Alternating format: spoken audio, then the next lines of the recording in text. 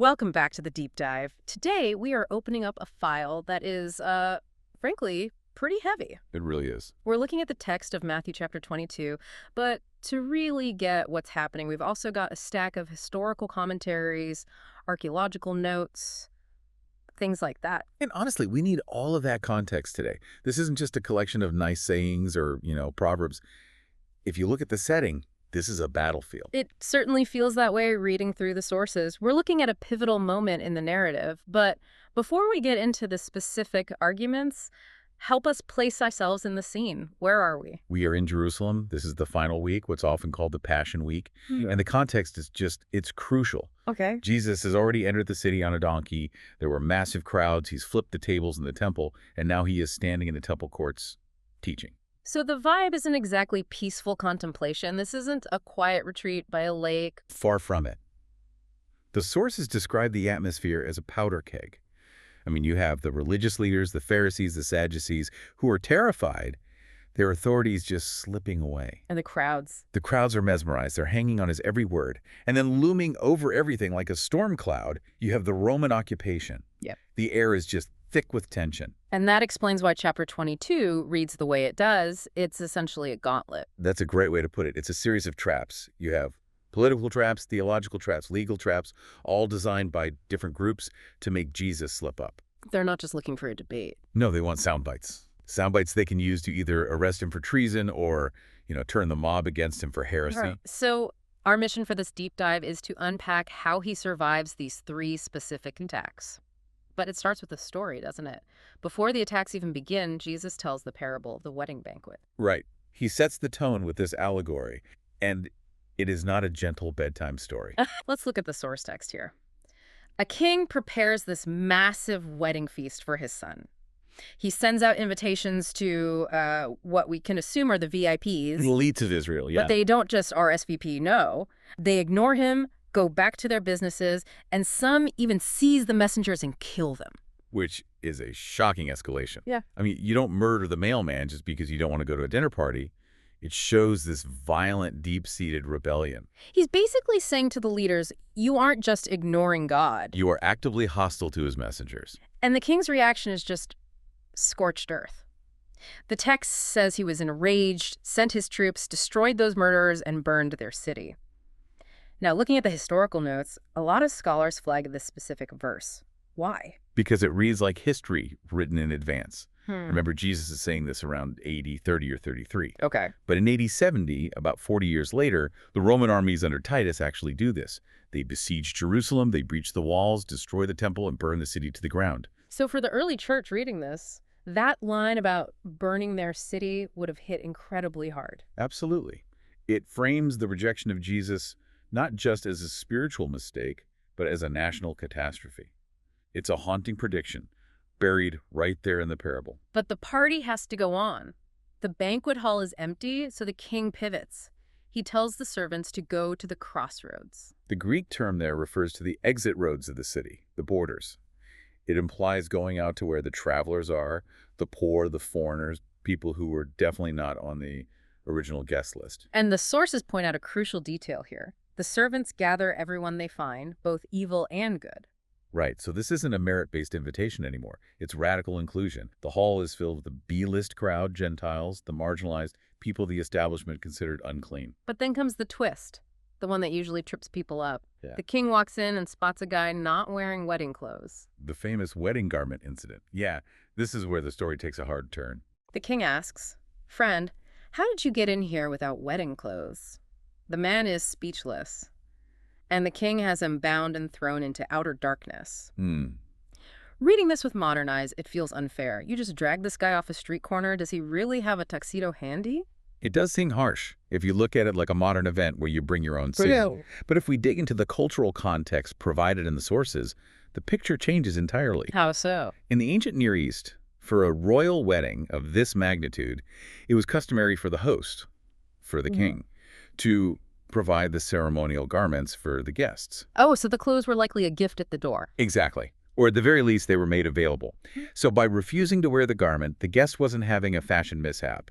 He was making a statement. He was willing to eat the king's food. But he refused to honor the king's house. He wanted the benefits of the party, but on his own terms. I see. So he wants the banquet, but he wants to keep his old identity. The theological note here links this to righteousness, right? Yes. It's often connected to a passage in Isaiah, which talks about being clothed in garments of salvation. The insight is that while the invitation to the kingdom is free, you come as you are, good or bad, you cannot stay as you are.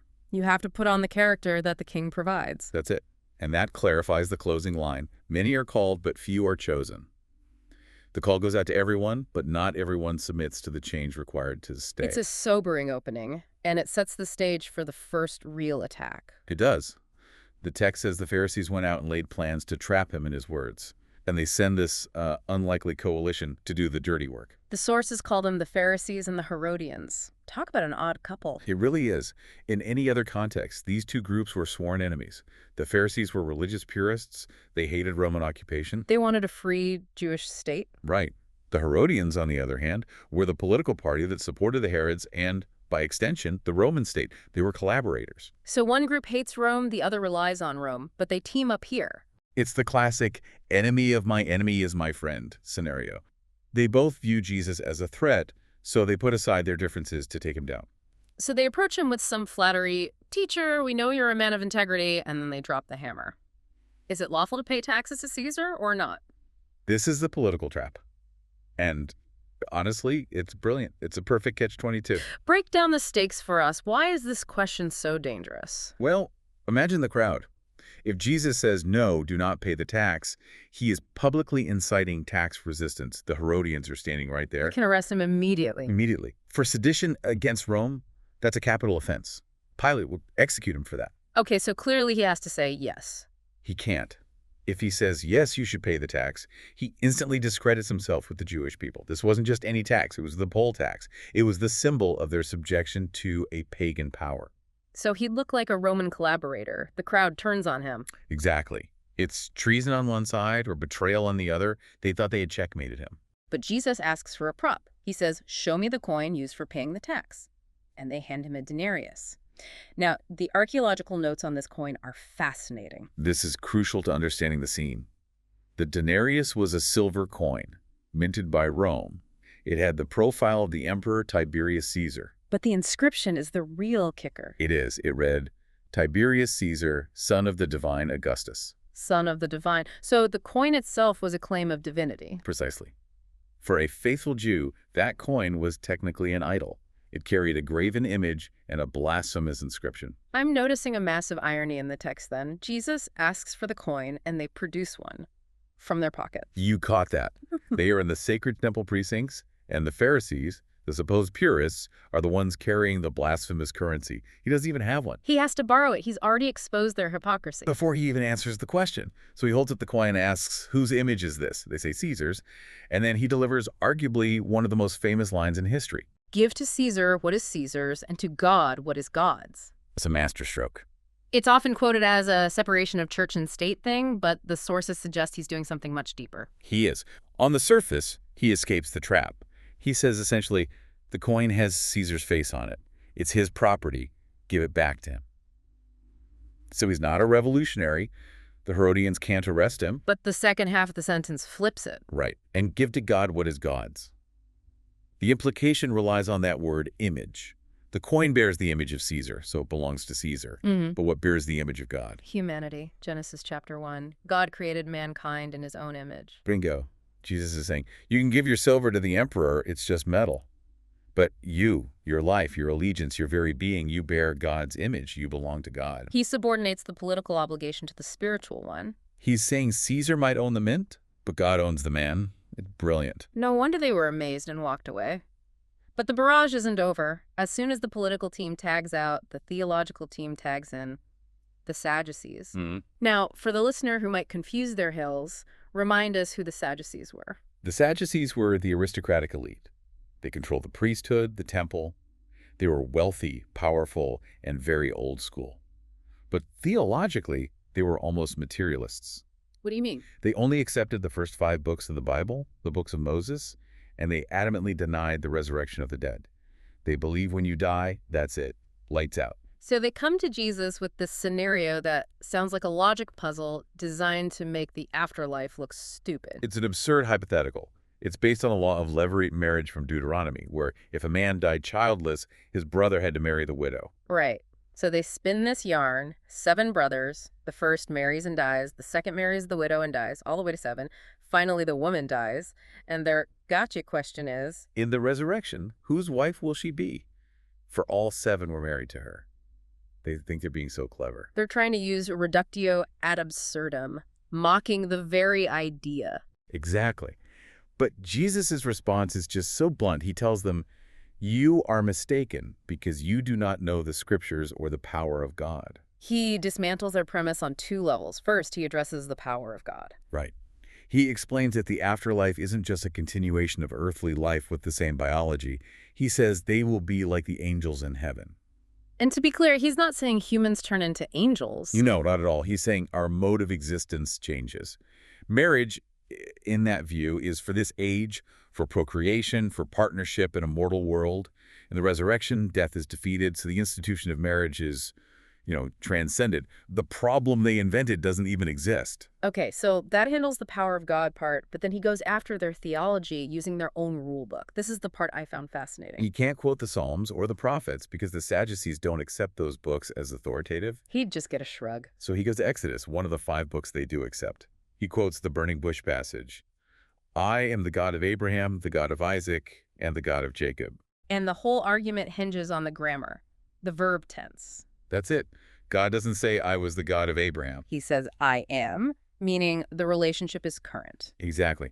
Jesus argues that God is the God of the living, not the dead. If God is currently the God of Abraham, then Abraham must, in some sense, still be alive. He can't be the God of dust. That is a mic drop moment.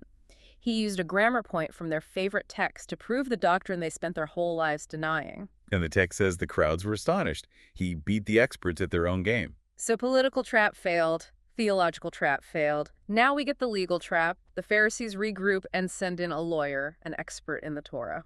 And he asks a question that was a massive subject of debate at the time. Teacher, which commandment is the greatest in the law? Why was this a trap? It sounds like a standard question. Because the rabbis had identified 613 commandments in the Torah, 248 do's and 365 don'ts. And there was this constant debate about which were heavy and which were light. So if he picks one, he risks trivializing the others. Exactly. If he says Sabbath is most important, they can say, oh, so murder is okay. They want to paint him as someone who picks and chooses. But Jesus answers by quoting the Shema from Deuteronomy. Love the Lord your God with all your heart and with all your soul and with all your mind. Which is the safe Orthodox answer. Every Jew recited this twice a day. You can't argue with it. But he doesn't stop there. He immediately links it to a second command from Leviticus. Love your neighbor as yourself. And here is the synthesis. He says, all the law and the prophets hang on these 2 commandments. That imagery of hanging is important, isn't it? It is. Think of a door hanging on its hinges. The door is like the 613 laws, the dietary codes, the Sabbath rules, but the hinges, the things that make the door work, are love for God and love for neighbor. Remove the hinges, the door falls down. It becomes useless lumber. He's saying you can't have one without the other. You can't be a religious zealot who hates his neighbor, and you can't be a humanist who ignores God. It's a unified theory of morality. He silenced the debate. Completely. At this point, the critics are 0 for 3. The room is quiet. And the text says Jesus decides it's his turn to ask a question. This is the counterattack. He turns to the Pharisees and asks, what do you think about the Christ? Whose son is he? Which seems like a softball question. Everyone knew the Messiah would be a descendant of King David. So they say David's. But Jesus is setting up a logic puzzle. He quotes Psalm 110, a psalm attributed to David. He says, how is it then that David, speaking by the Spirit, calls him Lord? And he quotes the line, the Lord said to my Lord, sit at my right hand. Walk us through the cultural logic there. Why is that a contradiction? In the ancient world, the ancestor is always superior to the descendant. A father is greater than the son. King David would never, ever refer to his great-great-grandson as my lord. It would be socially upside down. Like a king bowing to his own baby. Exactly. So Jesus presents them with this paradox. If the Messiah is just David's son, just a human political successor, why does David worship him? Why does David call him Lord? And the only answer is? That the Messiah must be something more than just a human king. He must be divine. He must exist before David and above David. He's claiming divinity without explicitly saying, I am God. He's showing them that their own scriptures described a Messiah who is far bigger than the political liberator they were hoping for.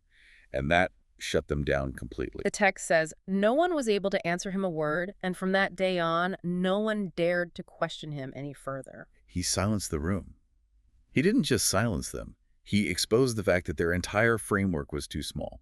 So let's zoom out. We've walked through the chapter, the banquet, the coin, the resurrection, the law, and this riddle. What is the big takeaway for the listener? The big picture is that Jesus is redefining authority and the nature of the kingdom right in front of the people who thought they owned it.